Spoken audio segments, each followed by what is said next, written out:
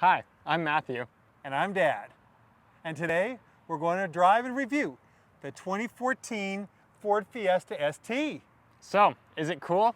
Or is it crap?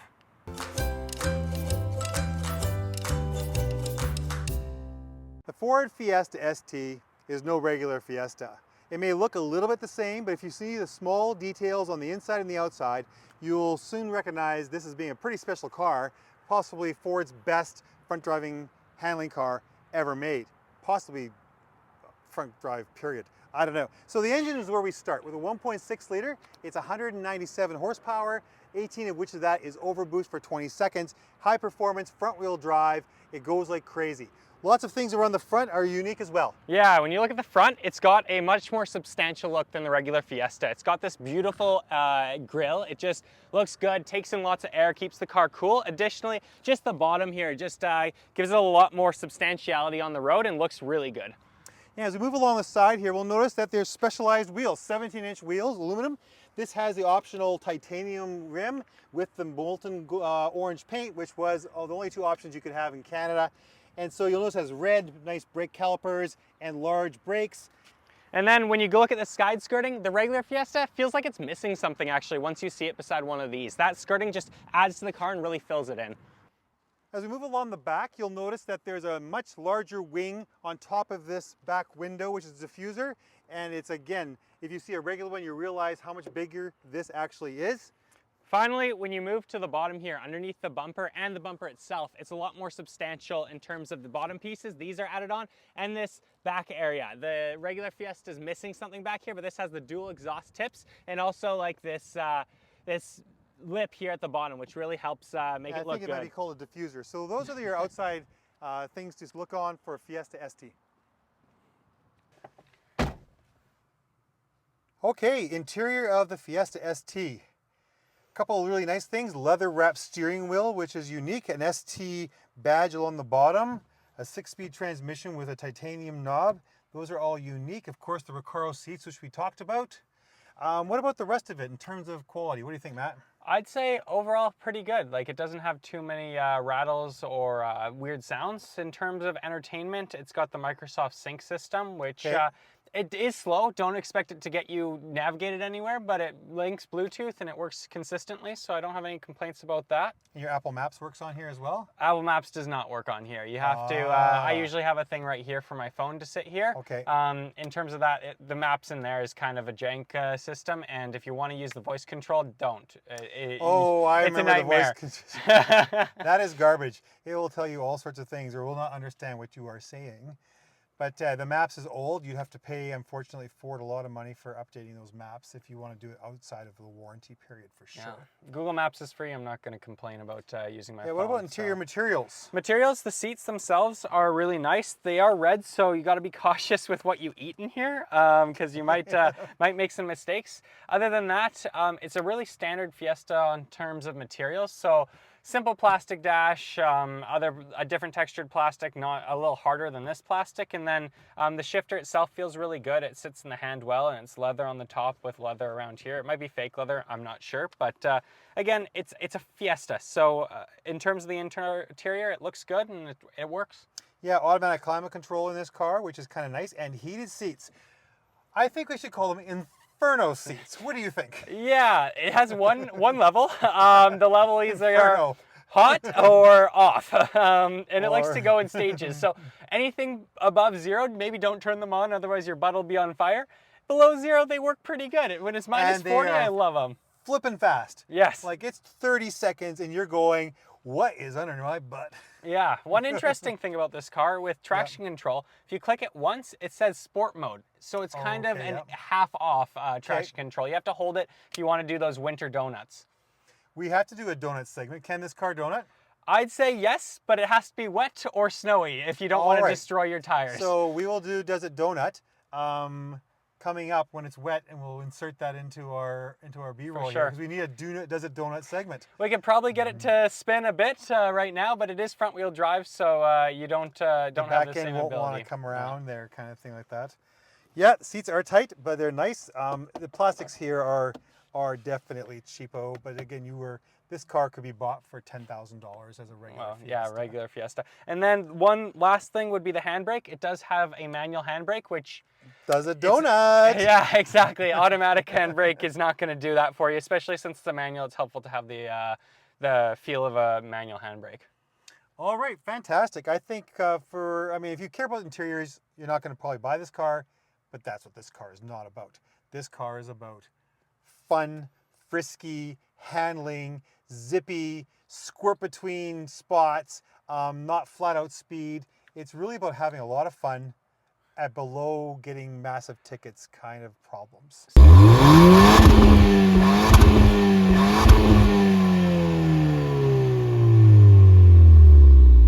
So you had kids. Would you call this a family car? If they were little, I would probably have them. If I had teenagers, probably not. But you Yeah. know what? This is the interior of a car that was, 15 years ago, 20 years ago, this was a family car. Like Yeah. things have gotten so large from now on, from past then. Like Civics are as large as Accords, and Accords are as large as probably SUVs by now. Yeah. So yeah, it's small. In Europe, this would be a family car.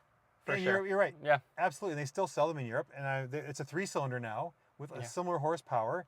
And I would buy one. I would buy another one of these just because it's fun and it was cheap. But it wasn't cheap in Canada because it was almost $30,000 Canadian when it was brand new.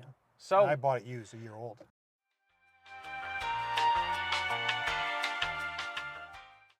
So this is our Does a Donut segment.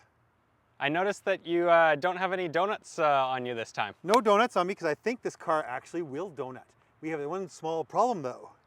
It's front wheel drive. And when it comes to front wheel drive, you either need it snowy or wet to donut.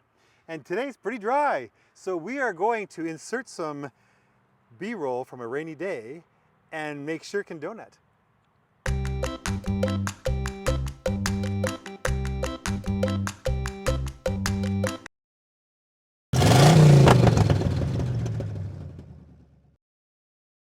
Okay, let's go for a ride.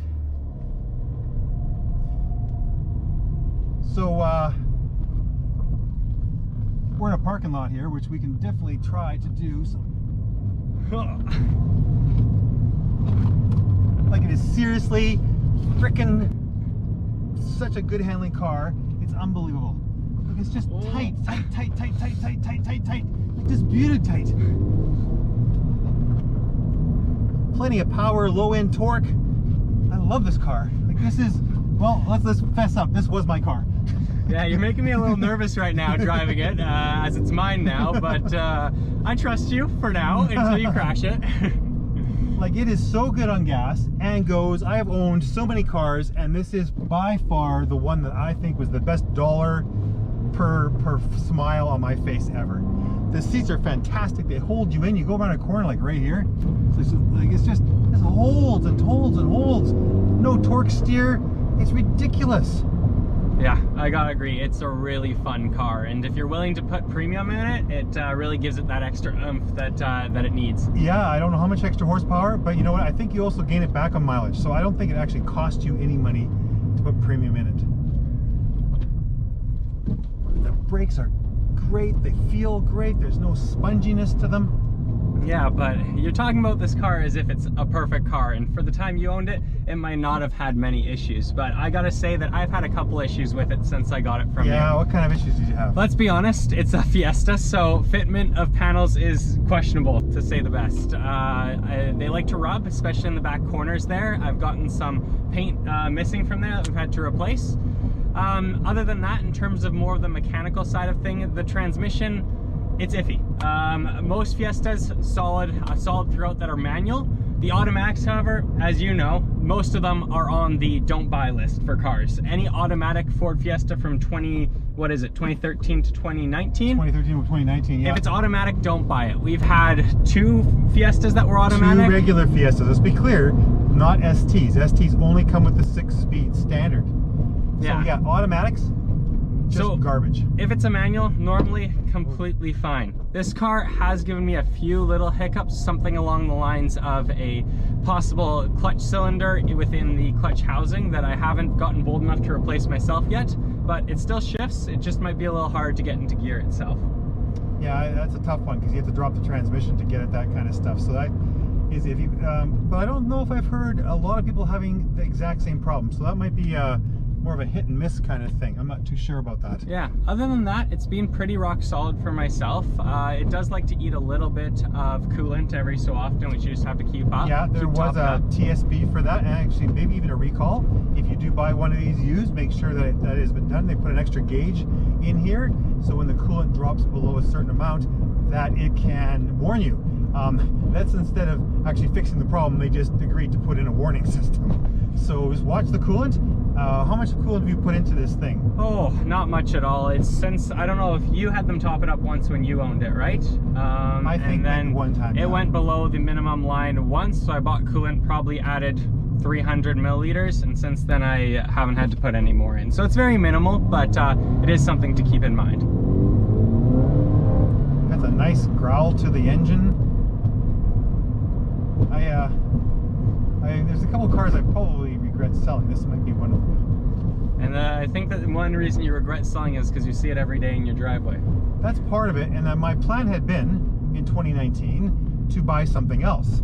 It's maybe a Focus RS, or perhaps a Mustang Bullet, or something along those lines, Shelby GT350. But then COVID came and the prices went kaboom, and that was that. I couldn't, all of a sudden it was out of my price range. So I've been driving the Brown Turd, which is our Hyundai Accent that I drive around. It's we'll do another review on that sometime. It's basic transportation is all. Okay, let's go, baby.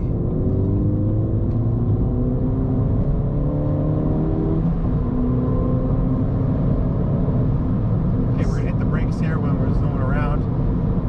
But this thing will stop on a dime when we get close up to here.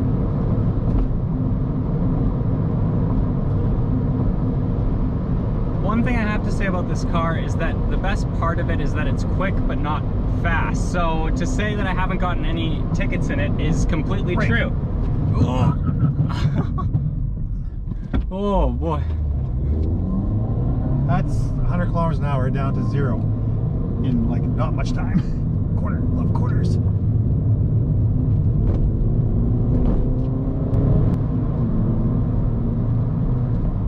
Okay, so let's turn over here, go into here, then you can drive. You want to see your dad joke while I'm driving? Oh yeah, I forgot about that.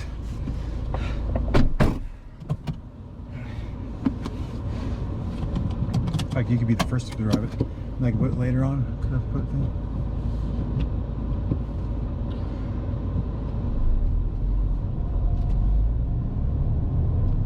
All right, I don't like being a passenger very much, but you know what? This is a pretty good car to be a passenger in. Well, as long as you fit in the seat. You know what? They are a little tight. I am 6 feet, about 200 pounds, and it's about as tight as I would probably want it, but I can live with this. They are notoriously complained about in terms of their stiffness and their tightness for lots of different body types, so make sure you fit before you buy one of these used. Yeah, I've had some friends who I've put in here that were more sitting on the bolsters than in the seat, I'd say. But yeah, myself being skinny as I am, I'd say it fits me great, and I really enjoy sitting in them on a daily basis. In terms of driving the car, it also doesn't bother me that the suspension is so tight and that it does hurt a bit over bumps, but for those who like a little bit of a softer ride or something to enjoy a bit more, it might not be for you. Yeah, I forgot that it rides this stiff, but I like it. I would never complain about the stiffness of the car. Lots of people might.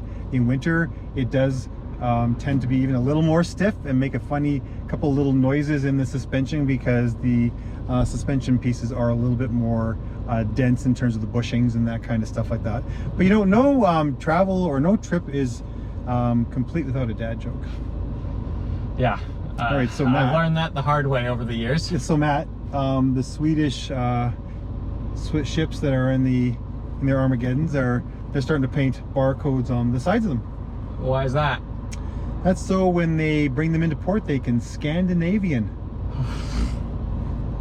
Bad one. Actually, that's better than some of your other ones. I'll give you that. It's way better than some of my other ones. But it's still not great. I know, but like that's probably one of my top tier dad jokes I actually have. So that's okay.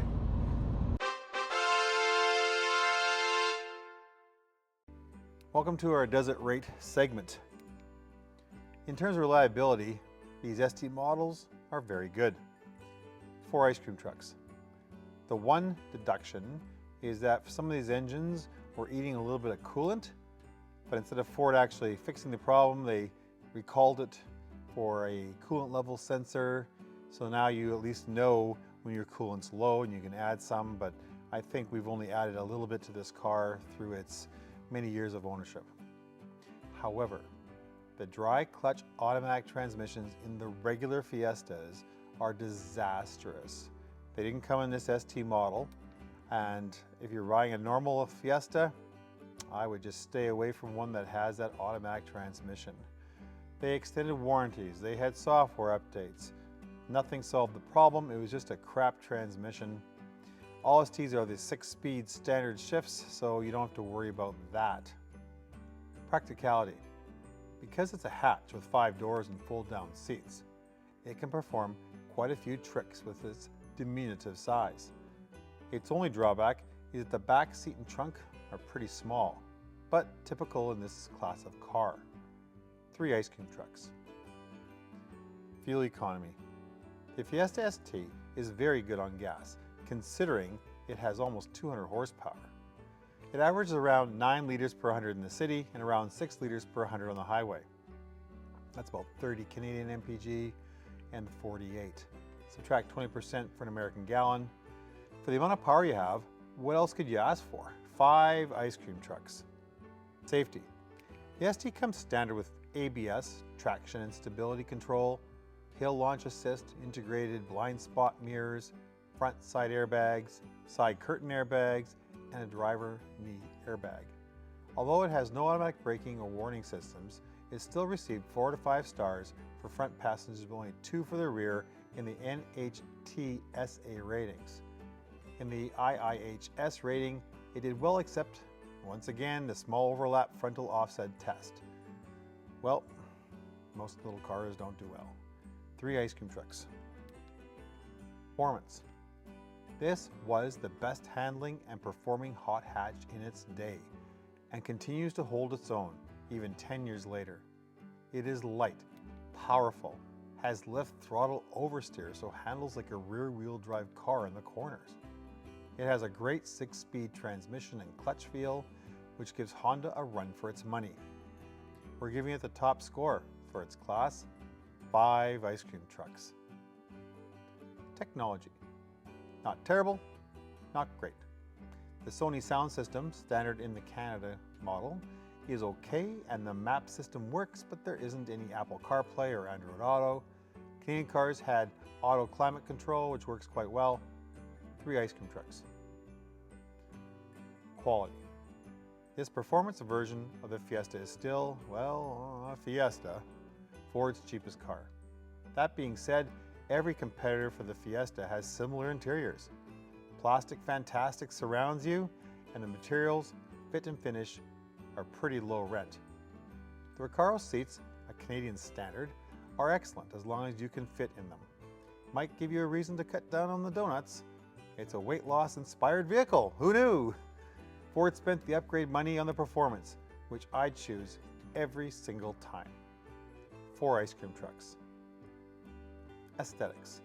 I think the Fiesta ST is a handsome car. Ford didn't add a zillion wings, fairings, lips, and other needless cosmetics, but if you're not a car aficionado, you probably would just think it's a regular Fiesta and just ignore it as anything special. I think the rims are fantastic, especially in the optional Rado gray color. 3 ice cream trucks. And finally, value. When new, the car stickered for nearly $30,000 in 2014. Those are Canadian dollars. Not many were sold at that price, and dealers generally had 1 in stock per year. The cars dropped dramatically in value after that first year, and within a few years, were about 50% of new. COVID has driven used car prices up, and especially gas performance models that enthusiasts are realizing these might be the last of their kind. As a used car though, I'm giving it 5 ice cream trucks. There really isn't anything out there that fits its price point and is nearly as fun to drive.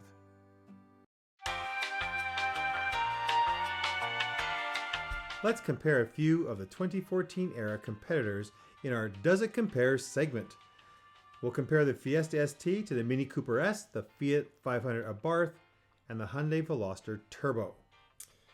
The Fiesta ST basically outhandles, by a country mile, anything in this group. It's marginally the quickest, but definitely the most frisky with regards to handling. It's practical and has very snug Recaro seats, which can be a good thing or a bad thing depending on your body shape or your diet plans. Used models with average miles are sitting around $15,000. The Mini Cooper S is a looker. It's cute, stylish inside and out, and just oozes cool.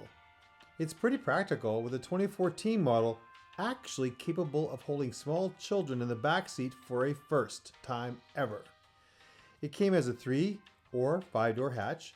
Used prices look to be a few thousand more than the Fiesta.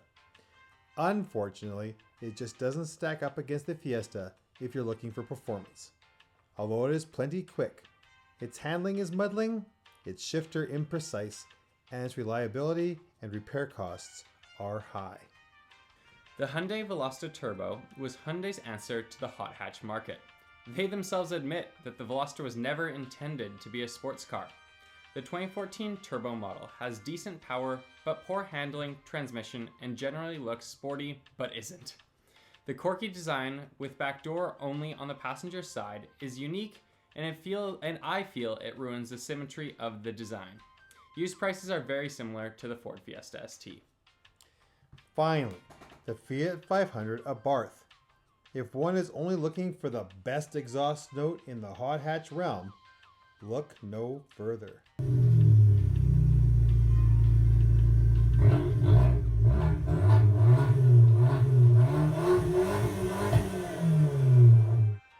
It's also based on an already cute emoji-looking vehicle, but Fiat dressed it up as a back lane gangster.